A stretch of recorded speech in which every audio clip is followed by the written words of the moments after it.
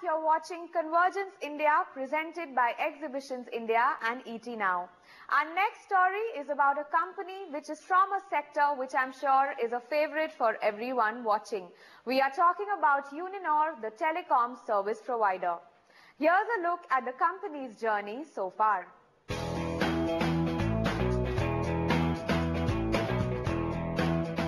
In the competitive world of telecom service providers, one company dared to be different and followed the motto of Sabse Sasta, offering mobile phone services at the cheapest prices in the country.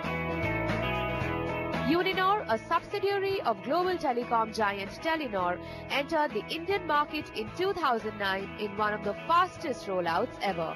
Today, the company is present in 6 Indian circles and is one of the most rapidly growing telecom operators, realizing the dream of affordable mobile and internet services for consumers.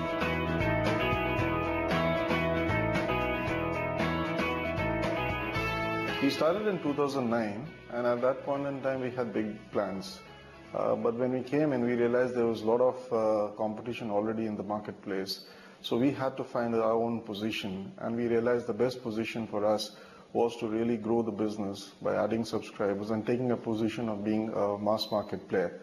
And that's what we focused on. Then I think the fact was that we did believe in India growth story, and we did believe in opportunities in India. And I think the way we are growing at this moment, I'm very proud that the expansion is in line with what our aspirations were.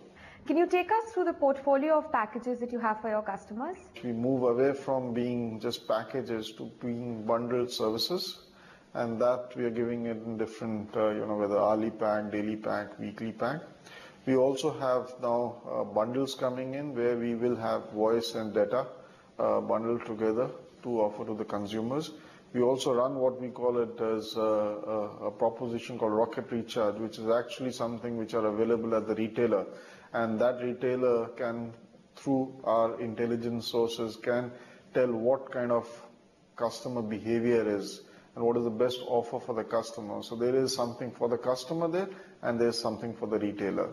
And we also have very standard low price Sabse Sasta propositions. Like for example, we run this 25 paisa proposition, which is available en masse. So we have a combination of something which is specific to consumer based on their individual behavior, and something which is relevant for the mass market, which can be taken by anybody. If you talk about the operating model, how is it different from the other operators in the market? See, we also started in this country as what the other operators do, which is basically provide all services, have it all. We decided we don't want to get into this model because it is very important for us to be focused on areas which we think we specialize in and have a proposition which we can really drive consumer behavior.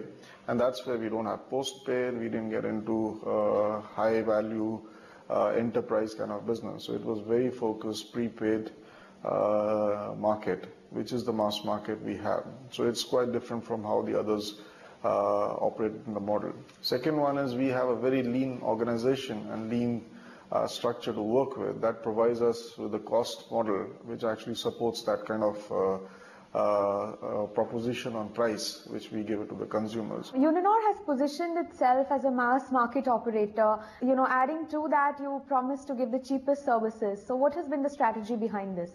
See, we in 2010 decided that we have to have 3 pillars of our strategy. One was best in basics. When we say basic services is really voice, SMS. Then we said we have to be a mass market distribution because in India, reach to the consumers was extremely important. So we focused on that. But to do this, we could only operate if we had low cost of operation. So these were the 3 strategic pillars for us which we started building on. When we built on this, then there has to be a proposition for the consumers. And our consumer proposition was Sabse Sasta, and which is what we still maintain. So we would be around 25 to 30% cheaper than the other operators because that's the proposition we have. I came across this point which talks about your target group being the youth. So how beneficial has this strategy been? See, youth start with, obviously having access to services at a low price point. And that's what we start first. Second is our focus towards internet. internet on 2G space. I think that again, youth are basically very keen on using Facebook, on social media, and that can be accessed very well with the proposition we have. And then we provide at a price point which is very, very attractive for them. And secondly, I think youth also like to have packages which provides them with basic services. So that also we do it very well. If I'm not wrong, Uninor today is operating in 6 circles. What is the future in terms of size and reach of operations? See, our focus at the moment is 6 circles. We have expanded ourselves within the 6 circles. We added 5,000 sites, additional sites last year. We would continue to expand our position in these 6 circles. We also have now got into Assam. So we will launch Assam sometime this year. So that's the 7th circle we will have. I think for our focus at this point in time to really focus on these 6 circles, which actually has 50% of the population of the country. So these are not small circles which we are talking about. As and when there's an opportunity for us to move to new circles, we will look at that and expand ourselves. Being a 100% subsidiary of the Norwegian multinational corporation Telenor, Uninor has the advantage of the best practices followed in developed as well as emerging markets. The global expertise that Telenor brings with it is well reflected in the working of its subsidiary as well. In fact, sharing a symbiotic relationship with Telenor enables Uninor to understand the workings of the Indian markets better vis-a-vis other world markets. In the Telenor group, we have companies in very different statuses. We are in one of the most advanced markets in the world, like Norway, Sweden, Denmark, and we are in more developing markets like Bangladesh, Pakistan. That enables us actually to understand how these growth curves are going. So we will then use the knowledge we have from the more advanced markets to predict how internet is going to take off in India. So in that sense, there's a lot of knowledge transfer and best practices on what we now see happens in the mobile industry, which is all about internet growth. I think there's always a lot of learning. Specifically when I say moving into the data journey, there's a lot of experience which Telenor has in developed markets as well as in Asian markets like Thailand and Malaysia, where data has really moved very fast and consumers have started adopting. Both from a technology standpoint as well as consumer offering, there's a lot of learning which we pick up to bring it into Uninor. What are the ways in which you educate your customers on mobile internet? See, I think we have a few projects which we run.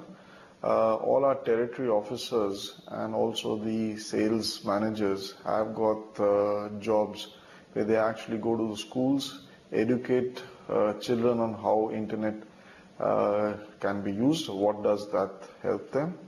We are also doing certain projects where we actually engage with children, not only on how internet should be used, but also to see what are the bad sides of internet, how they should be safeguarding themselves from getting into the bad side of internet.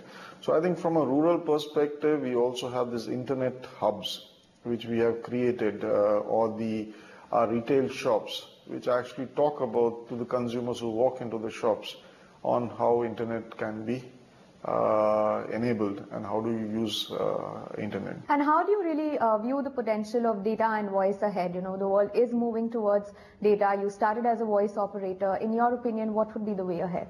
See, I think data is going to be the thing to see in future. But in Indian market, voice will still have a relevance for a period of time. It would be unlike a lot of developed market where it's moved towards data much faster, because India still has a large section of mass market, marginal customers who would still use voice for a period of time. But I think what's more important is how do you build data over the voice proposition? And that's what we intend doing. Yes, over the next 4 to 5 years, you would see most of the revenues of operators actually coming from supplying internet. And that's when you start building services to support that demand of the consumers. In terms of social media and leveraging it ahead, what are the plans? See, first of all, we came out with moving from the basic concept of selling packages to selling services. And that's what was the starting point when we picked up this service bundle of Facebook and WhatsApp. We offer it on different points, hourly pack, daily pack, weekly pack, which allows the youths to decide based on their usage requirements to take the right kind of service offering. Then comes the next step is how do we use our digital or the online services, and that's where we are providing significant self-help, e-care kind of services using online facility for consumers. What are your expectations from the new government for the telecom sector? I think new government has started with a good vision, which is Digital India. And that Digital India really means connecting every person within the country and providing them the right kind of services, which not only does provide that connectivity, but also improves the quality of life of those individuals. And our vision also is driven with the same concept. Our vision drives from the fact that we want to empower society. So there is a obvious similar kind of intent, whether it is the government or our own vision. So I think we look at this in a very positive way, and we feel that if government and the operators can work towards to making this whole dream of the Prime Minister of Digital India come true, I think we will be going a long way together. Offering mobile and internet connectivity at competitive prices, Uninor has a clear vision to empower society and contribute to the Digital India mission. The company aims to scale up its internet user base in the coming years through innovative awareness programs, simplifying and enabling effective communication for all its users.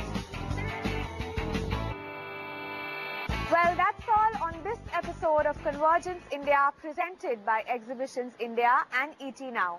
Do tune in next time to watch 2 more inspiring journeys. That's all for now. You keep watching ET Now.